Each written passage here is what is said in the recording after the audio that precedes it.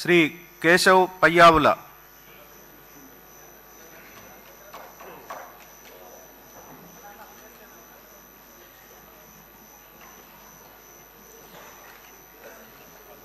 పయ్యావుల కేశవ్ అనే నేను శాసనసభ సభ్యుడిగా ఎన్నిక అయినందున శాసనం ద్వారా నిర్మితమైన భారత రాజ్యాంగం పట్ల నిజమైన విశ్వాసం, విధేయత చూపుతానని, భారతదేశ సార్వభౌమాధికారాన్ని, సమగ్రతను కాపాడుతానని, నేను స్వీకరించబోయే కర్తవ్యాన్ని శ్రద్ధాశక్తులతో నిర్వహిస్తానని దైవ సాక్షిగా ప్రమాణం చేస్తున్నాను.